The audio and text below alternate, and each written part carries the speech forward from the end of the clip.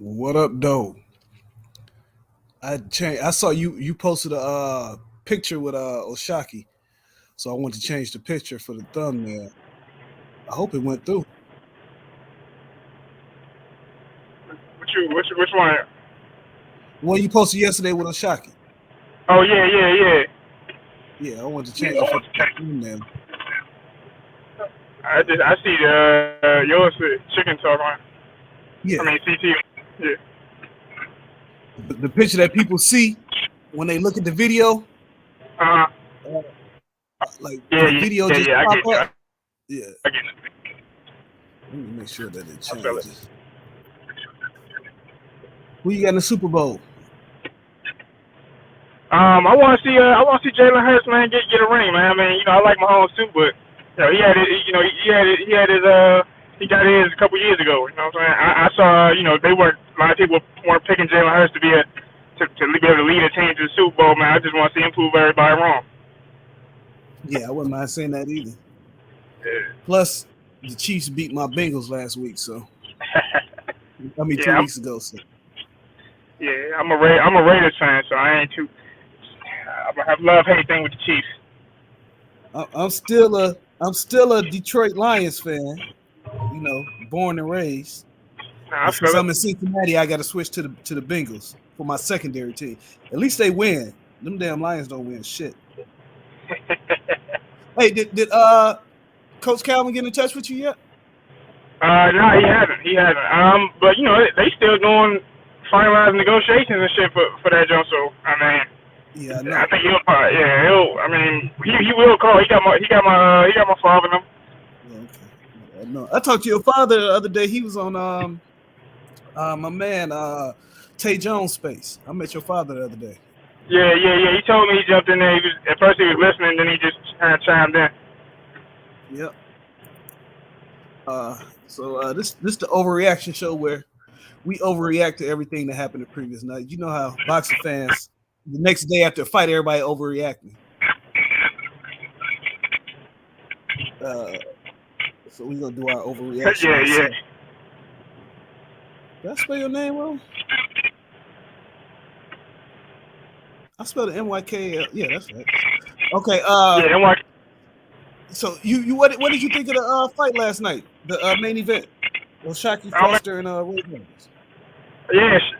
Shock looked great, man. He looked real good. Like I knew. I seen him, box real clean before, and I seen him I seen him put some dudes away. So I was as soon as the fight got announced, I was picking him. The only thing I was really worried about was a little bit of inactivity, but he overcame that, and he looked damn good. Hell yeah. Did you ever spar with him? Now I ain't never sparred with him. I actually I watched his career early. I actually commentated one of his fights before. So I was up to speed on him. And I like Regis program too. So I know his coach Bobby Benton and everything. So that's where that picture came from. I was commentating that night. That's why I had something soft for him. Yeah. What fight was that? You remember? It was it was back. I think it was back like 2017, 2018, something like that. But he was fighting Frank D'Alba. Yeah. Okay. So what you think? What do you think about him at the 130 division? Who would you out of the other champs? Him, Hector, Navarrete, and I think it's Mykal. Where do you think he ranks out of those other four champs? I think he can beat all of them. I think he can beat all of them. I mean, you watched Navarrete's fight. You know what he's coming to bring. I think he's coming forward. He's always on attack, but as you can see, Shaq can fight on the front foot and the back foot. I knew as soon as he started making Ray Vargas go backwards, I was like, this night's about to get a lot easier. Yeah. I think with Hector's going to present his own challenges, but I think it looks like there's a height advantage in Shock's favor, and they both sharp boxers, but I can see Shock winning that one. What was the other dude? Mykal. Oh, yeah. Yeah, no. I mean, Shock, I can see Shock winning all those fights. Yeah, I don't remember. I do kind of remember the JoJo Diaz fight, right, Mykal? If you remember that? Yeah, I ain't see that one. I do kind of remember it. I'm trying to remember how he looked because a couple of people told me that he didn't look really that great. Yeah, that was. I think didn't JoJo come in overweight for that one? Yeah, I think that was. Yeah, so I sort of remember that fight. It looked like it was kind of tooth and nail, but I mean, yeah. So at 130, if you say at 130, I like Shot. Like I said, I like Shot against all those guys. Yeah. What do you think his chances are? His next fight. Who did he say his mandatory was? You remember? Yeah, he said he had 2 though. Yeah, that could get moved out the way. I know. What's his name? Hector Garcia. He got 1 more mandatory. He said he's going to fight his mandatory now when he come back down to 130. So shoot, they can both get their mandatories out the way. They can get in it. Yeah, no, it could be that fight. But I actually like if his mandatory. I'm thinking Hector Garcia's mandatory is supposed to be Lamar Rose Jr. That's my homeboy. So like that's like literally like my brother. So I'm going with Lamont for the upset. And then we can talk, and hopefully we'll be talking about Roach and Foster. Yep, they should do that in Houston. I want it because he's from the Houston area. Yeah, definitely from Texas. Yeah, that's the thing I think too. Even with the fight, the way he was fighting, I was worried about the Texas judging, but it seemed like they got it right last night. The judges had it exactly right. I don't know what the hell the Showtime broadcast crew was looking at. Yeah, I was looking at Farhood's scorecard. He gave Vargas like 9 and 10 or something like that, and then Shock took the rest of them. But I'm like, I'm pretty sure. I felt like from 9 to about 12, Shock pretty much swept it. Yeah.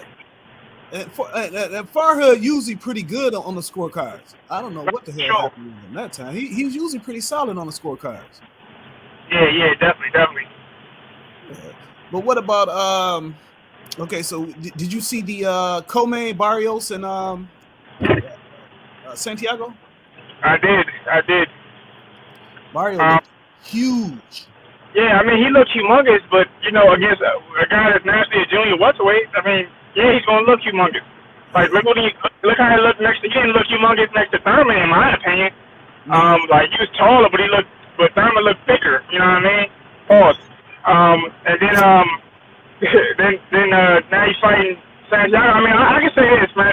I think PBC felt like they owed him one since he fought Tank and Thurman back to back. I could respect Barrios for fighting those 2 guys back to back. This one, I think this one was an IOU from PBC. Yeah, because people were saying, well, Santiago fought wrong at welterweight, but that wasn't supposed to be a welterweight fight. That contract, the contract weight got moved up on the Wednesday of that fight week. That's what brother always do too. So yeah, he's not natural. That dude's not. Santiago is not a natural welterweight.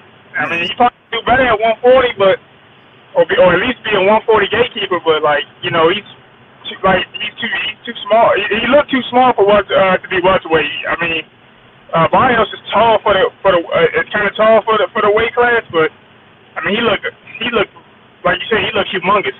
Yeah, he looked huge. Like he was like 165 or something, man. That boy looked huge. You ever met Barrios in person? No, I never met him in person. We tried to get a fight with him back in 2019, but they said that Barrios' team turned me down. They also excuse me. They also say he was moving up because I remember Reyes tried to get a fight with him also. Yeah, I can believe that. Yeah, I mean, but he stayed one more fight for that Tank fight. Yeah, I mean that makes sense. I mean, I know that's a good money. That was probably a good money fight for Barrios. He was a world champion, and he was fighting against one of the biggest names in the sport. Anybody would try to stick around for one more weight class for that. Yeah. I remember Reyes wanted to fight him bad. After that one fight Regis had with PBC, he wanted to fight Barrios next. They were saying Barrios is moving up. Yeah, I remember that. That was they actually fought on the same card. It was on the Tank on the card. As a matter of fact. Yep, the show was. I wish they could have got. Yeah, but Regis would have got that boy. Yeah, I'm thinking so too. Regis was another dude that was like kind of struggling with the weight, but he seemed like he's comfortable there now. 140 division gonna be popping. Yeah, because you got Gary Antoine Russell. Yeah. Make sure to like and subscribe. Like Ezra said, don't subscribe to Ezra podcast though. But Barrios ain't gonna do nothing at 47. I mean, Barrios can do some things at 47, man. You never know, man. On anybody night they could be on. That's true. For sure. I mean, as long as he makes a good, I mean, even if he don't beat the big names, the biggest names out there, he makes a good account of himself. You know what I'm saying? He'll keep getting chances. He's a professional dude. He seems to be pretty likable by the people. You don't hear about him being unprofessional and nothing. They'll give him chance. They'll definitely give him chances. Yeah. Okay. What did you watch the heavyweight card? Pero and what was the guy's name? Faust. Yeah, Faust. No, I missed some of that. I missed a lot of that, Joe. I remember when I came in, Pero had gotten hurt really bad. It looked like he was about to. He got saved by the bell, but it looked like the fight was getting away from him. Then he landed a big, what was that, right hand to the body and probably broke some ribs. He must have broke some ribs. Dude like completely stopped. Like, oh shit. Man, the fight was getting away from him. He was even going low. I'm like, man, here we go. You know, when you start punching low, they looking. It ain't going their way. They looking for a break. But he was catching him with that body shot, and Foss turned around and started walking away. And the thing about it, most guys that you see when they turn their back and start walking away, the other fighter stopped because they stopped. But Pero jumped on him. He smartly jumped on him. Yeah, definitely. The ref didn't step in between y'all. That means the action's still going. Go get that. Yeah, I thought he had hurt his tooth or something because he immediately grabbed his face. Yeah, it was a body shot. Yeah, he just stopped there, and then he didn't like. It was like after he got hit like 2 more times, then he grabbed his side like yo, my shit fucked up. Yeah, it reminded me of that Donaire and Inoue first fight when Donaire turned his back and started running, then took a knee. But when you turn your back, that's supposed to be an automatic. When you turn your back and walk away, that's supposed to be an automatic stoppage, right? Yeah, kind of like. I mean, that's what they did with when Laura caught Angulo. I remember he turned his head. Dude waved it off like that's like normally that's Tony Weiss waved it off. That's not like I surrendered. Yeah, that's what should have happened last week in that Alicia Shields fight. Alicia Baumgartner fight. She hit that girl. I think it was the 9th round. She hit that girl. She turned her back and started walking away, and the ref didn't even stop it. Yeah, I think sometimes it'd be surprising to the refs, like, oh shit, and then like you working tonight. You're not one of the fans. You're supposed to do something.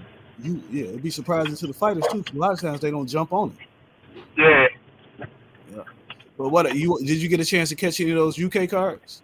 Nah, I didn't. I was out and about. I made we had the Golden Gloves here in Maryland, so we had my dad had one guy fight last night, so I was out and about. Then I was there. I didn't get a chance to catch those. I don't even know who was supposed to be who was on that card. The only one I was watching was because I had money on it for the betting show was Azim Reyes over 3.5 rounds, which it ended up going over. He ended up going the distance also. So you got your money, right? Yeah. I think just about everything hit. The only thing that didn't hit was Foster by KO, but also you hedged it with a Foster by decision also, so that hit for a lot of people. Yeah. That's good. Yeah, but we had Barrios by KO, Pero by KO, Azim by 3.5 over, and Foster by KO or decision. I end up going with decision. Nah. Said false come out and it gave him. That's what gave him the 60. Okay, that's why Peril jumped on him. But yeah, shit, overall it was a pretty good night of boxing. Did you go up to Canada with your brother for the week? Yeah, I did. How you liked it up there? It was cold, man. It was cold as shit. It snowed each day we were there, but it was never really like super duper heavy. But each night, like I wake up the next morning, the road was clear. Like they planned for it and everything. And then the promoter was very hospitable and everything too. So we didn't get the outcome he wanted, but maybe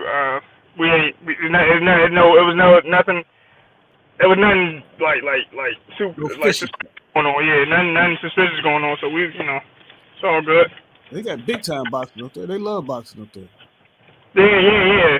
They do. I wouldn't have known. I wouldn't have known it was like super heavy over there. So we were Eye of the Tiger Management or Promotions, whichever they are. That's the one we fought on. I think they had one other big promoter over there, but that was who we were fighting on that Eye of the Tiger card. Jim, the one that used to promote Adonis Stevenson. And yeah. You remember Stevenson used to sell out, and so did what's the other guy named at 168? What was that guy named Ezra at 168? Who's that? The other guy. Butte? Yeah, Butte. Yeah, he used to sell out up there too. Oh yeah. I remember both of them. Yeah, Ezra, what you got from last night?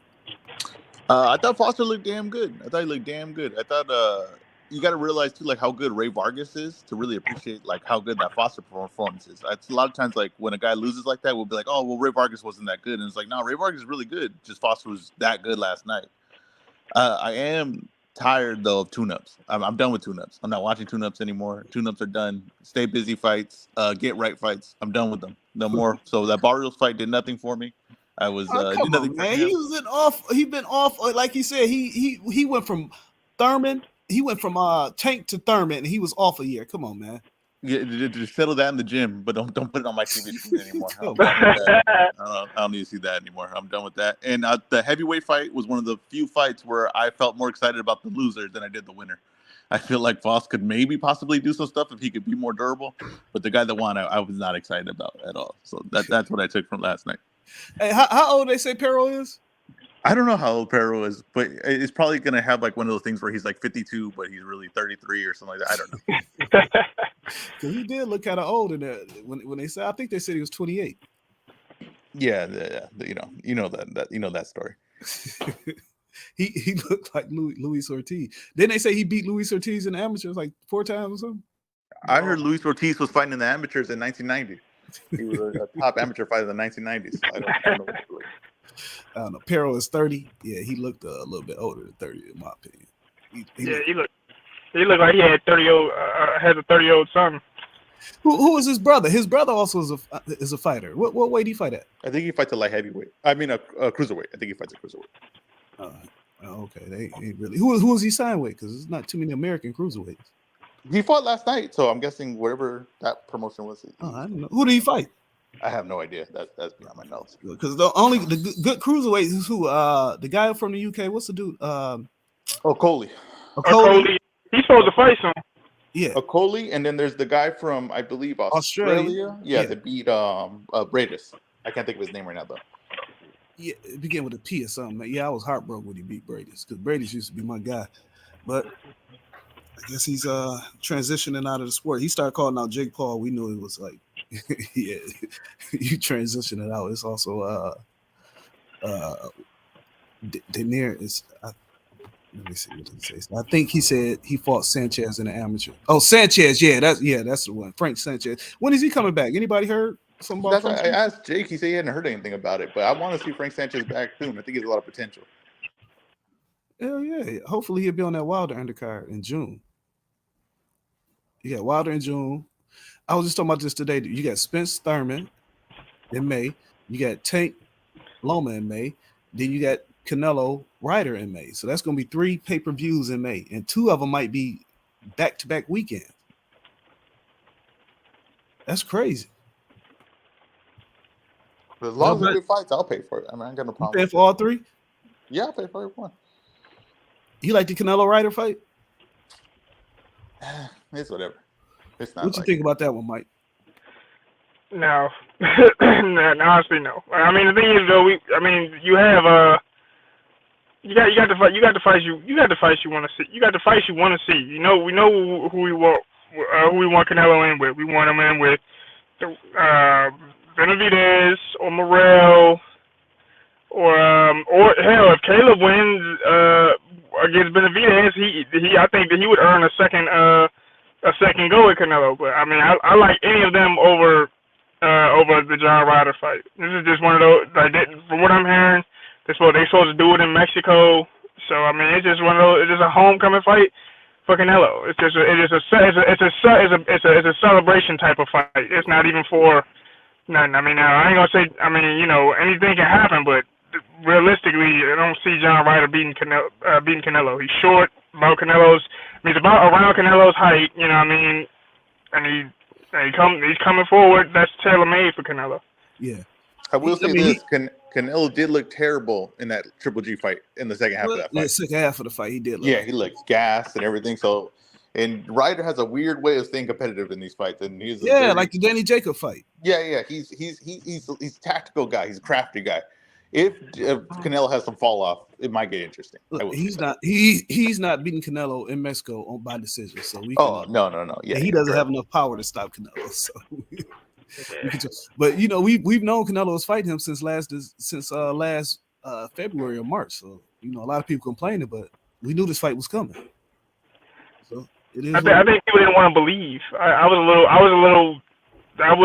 really believing it. I was really like, man, they're gonna find somebody they're gonna find somebody better, at least on paper. No, but yeah. Eddie is gonna pay him whatever he can to stick around, because that's really all that he has in America. I mean, you got like the Bam and the women's fight he put on, which are good fights, but in order to be competitive, he has to keep Canelo. I do want to say this: if they make that fight, okay, whatever, I'll let that slide. And then they go to Bivol, and I'll be happier about that. But if they make Berlanga versus Canelo, I will turn into one of the biggest Canelo haters on boxing Twitter. Okay, so I want to know that if you think Lord is bad, you think all these people are bad against Canelo, you will see a new evil in me, a new hate and anger to me if they make Berlanga Canelo. Well, Berlanga's manager said he'll make his decision coming up this week where he's going. This is like the decision with LeBron James. It's out of Matchroom, PBC, and Golden Boy. Which one you think would be the best fit for him, Mike? As far as what? Who, Berlanga? Yeah. Oh, what are his options again? Golden Boy. So the big fight there would be Munguia. Matchroom, I guess the big fight would be Canelo. And PBC, the big fight would probably be they got Benavidez or Andrade or Plant.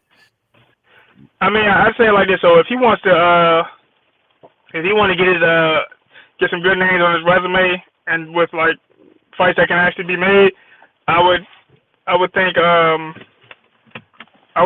PBC. Thank you. The biggest fight is Canelo. I think Eddie would feed him somebody, then put him in there with Canelo. That's the biggest fight. Yeah, that's what I think right there. That's if he want to get some money, he should probably link up with Matchroom, probably fight a UK super middleweight. Maybe a couple. Then they'll make the Canelo fight. Because I think they'll be able to pay Canelo. They'll be able to pay Edgar the most he's probably ever gotten, but then still be able to pay Canelo what he's probably going to ask for.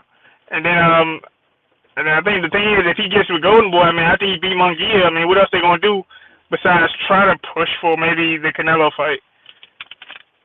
Do y'all think Canelo's actually rematching Bivol? I don't think he's rematching Bivol. To tell you the truth. I think I would have said no, but like with what's going on with like Beterbiev and Bivol and Mauricio Suleiman trying to like gate the fight because they both Russian. I mean, he might be running out. I mean, he might be running out of ideas. I mean, if he can, I think if they do it at super middleweight, I think Bivol might be more interested in doing it at super middleweight. If they do it at super middleweight, Bivol will be interested. I don't think he's interested if it's at light heavyweight again. Yeah, What you I'm think, more Ezra? interested at it at super middleweight. I don't want to see it at light heavyweight. If it's super middleweight, you pique my interest. Light heavyweight, I already know what that looks like. I think it's the same result either It way. might be, but it just adds another, unknown to it, I guess. I guess it's super middleweight. Maybe I could get some good odds again on Bivol and win some more money. Yeah. Because one thing about Bivol, if he beat you once, he's gonna beat you twice. Because you can tell it towards the second half of that fight, he had already had it figured out. Yeah, I mean, I'll say this about the first fight too. I think Canelo, he came out way too fast, thinking he was gonna try to get to him early, try to hurt him. When have you ever really seen Canelo come out in the first round, rush across the ring, and try to battle somebody on the ropes? That's not typically. I think that's not typically how he fights. I think to be honest, I think Canelo lost that fight years before he actually fought him, just because he fought Sergey Kovalev, he fought a past Sergey Kovalev, and it gave him a false sense of kind of what he could do at light heavyweight. And then, so now he thinks he's just gonna do the same thing with Bivol, who is in his prime as well. He's the same age as Canelo, yep. and still bigger, taller, and taller, and I probably outweighed him. So, like I said, he lost that fight. He lost that fight years before the actual fight. Yeah, and he doesn't have that same explosiveness at 175 like he did at 168. He's heavy. Even in the Kovalev fight, he was heavy on his feet. Yeah, I mean, I think that plus he's like they said Bivol, he too smart. Bivol, nah, that shit ain't hurt. None of that shit hurt. He hurt my arm, but they ain't hurt. Yeah, exactly. So yeah, he just took the wrong approach with fighting Bivol. But it's not too much different he can do. I don't think. Bivol is very disciplined with his range and everything. And he says he can get down to 68. He's not a big light heavyweight. That's gonna be the only wrinkle that might give Canelo a chance. Let's see how he is when he comes. Let's see how Bivol is when he comes back to the ring. Yeah, but the one thing about that, like I said, Bivol beat you once, he's gonna beat you twice. This is just gonna be the 13th round for Bivol. The beginning, starting off the fight is gonna be the 13th round. He's already got you figured out. I just don't see it ending well for Canelo. I wish he would fight the winner of if Benavidez win. I want to see that fight. Or Caleb Plant, I guess we could rematch it, but it probably won't be much in it because he knocked him out last time.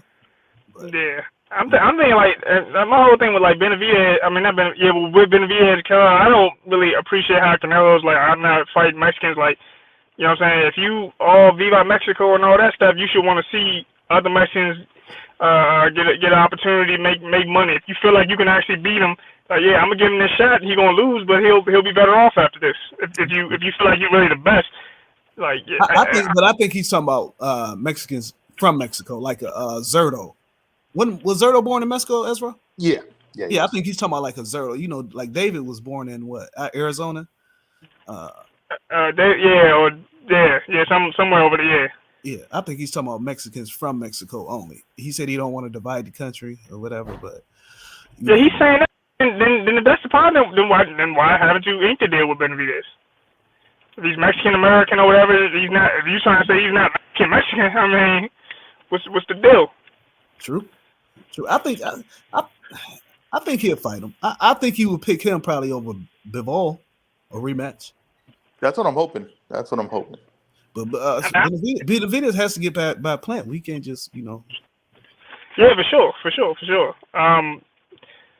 And then there's also Morrell. I would like to see a fight with Canelo and David Morrell. Yeah, Morrell. You know what? I don't know. Maybe he had off night, but when he was on the undercard of that Cool Boy stuff, I wasn't really impressed with him. Maybe he had off night. Even though he won handily, I guess I don't know. I just wasn't really impressed with Morrell myself. I want to see him in there with at least. I want to see Morrell versus Andrade. That's what I want to see. Yeah, I want to see that too. I think the perfect fight for Andrade next would be that fight. If you're not going to get Charlo, that's the perfect fight. Yeah, well, Charlo's just coming back and supposedly at 160, so I highly doubt he's fighting Charlo because he's not going back down to 160. Well, maybe he will for Charlo. You never know. Who? Andrade. Andre. Well, according to the press conference he did for his last fight, he's saying, man, he can't make the weight no more. I mean, I would have liked to see that fight. I think about the thing about Andre is what I'm realizing is like you try to get every big fight. I'll give you credit. You try to get every big fight that's out there. He has to be like pricing himself out or something, man. You should have been able to like you won the WBO belt at 160. You couldn't secure Charlo. You couldn't secure Triple G. And it seems you couldn't even secure Munguia, but I think that's more Oscar's fault than Andre's. But then I think he has to be like pricing himself out or something. He has to be because you didn't get any of those guys. You didn't get Triple G, Charlo, or Canelo. You didn't get any of them. That was a failure. To me, in my opinion, that was a failure on the network because at a certain point you got to put your foot down. Like if all those were on HBO at the same time, that fight would have happened. He would have got one of those fights. That's what I'm thinking too. Yeah, I think that was more a failure on the network, not putting their foot down, telling guys, no, we're not going to let you fight Zermater, or you got to fight Andrade, or we're not letting you fight Yildirim. You got to fight Andrade. They should have really put their foot down and made these fights, made them make the fights. Because what up, BB?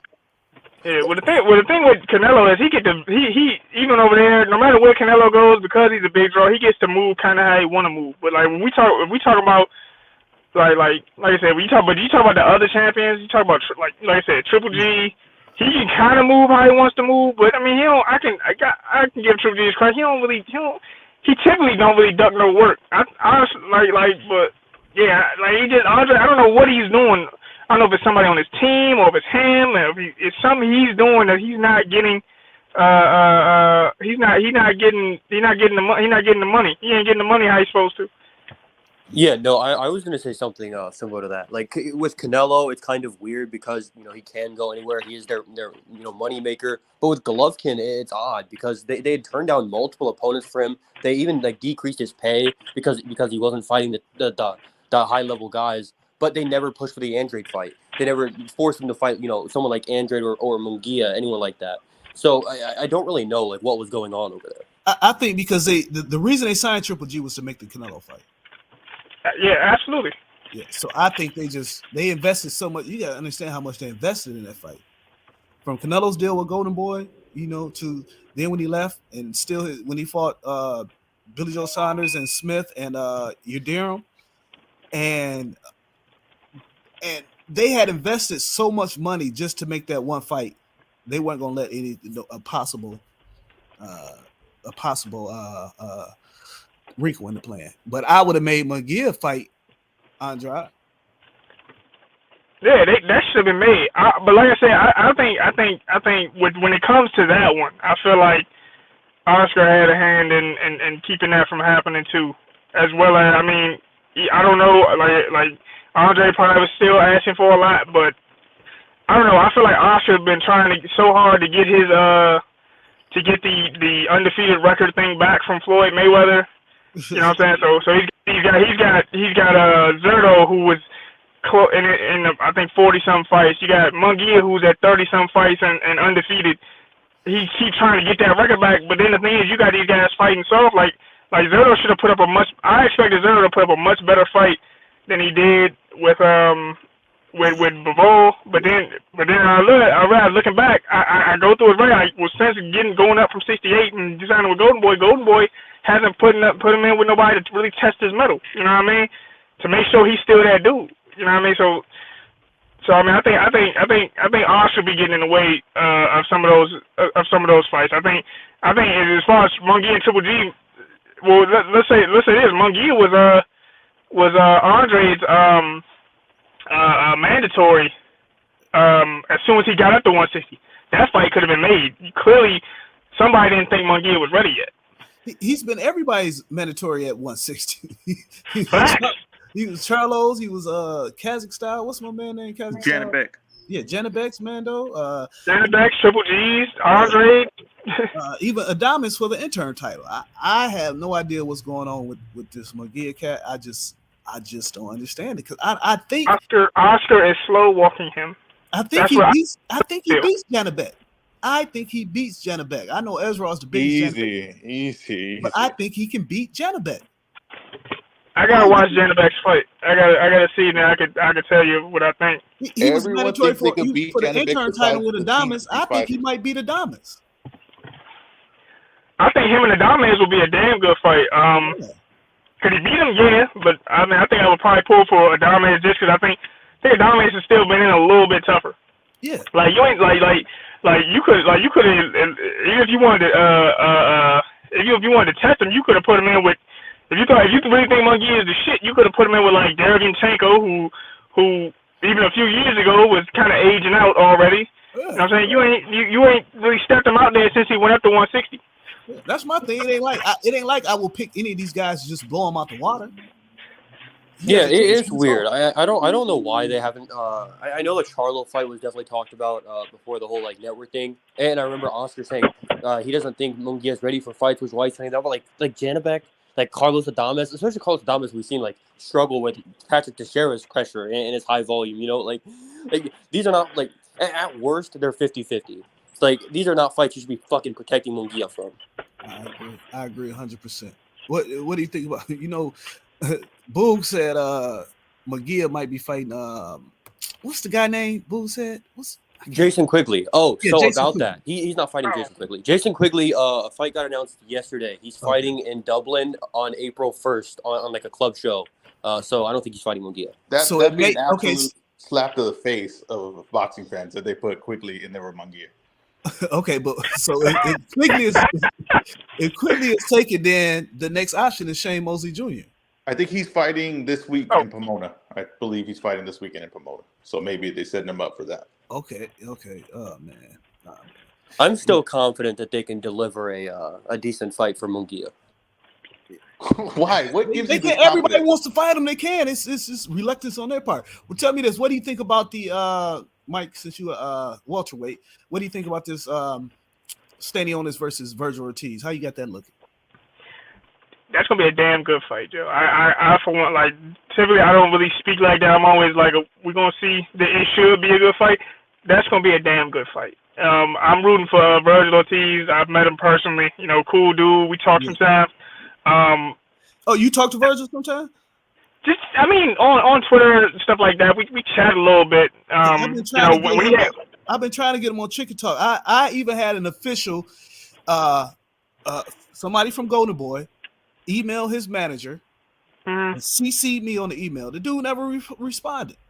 I tell you what, Lap, I'm gonna holler at him. I'll holler at him for you. Right. I'll try to put y'all in touch. But I mean, no guarantees. But I'll do my part for you. I appreciate it, man. That's a bet. So I'm picking Virgil. I'm picking Virgil for the win. I like him. You know, and then I like Crawford for the Rocha win. I'm for the Rocha fight. So.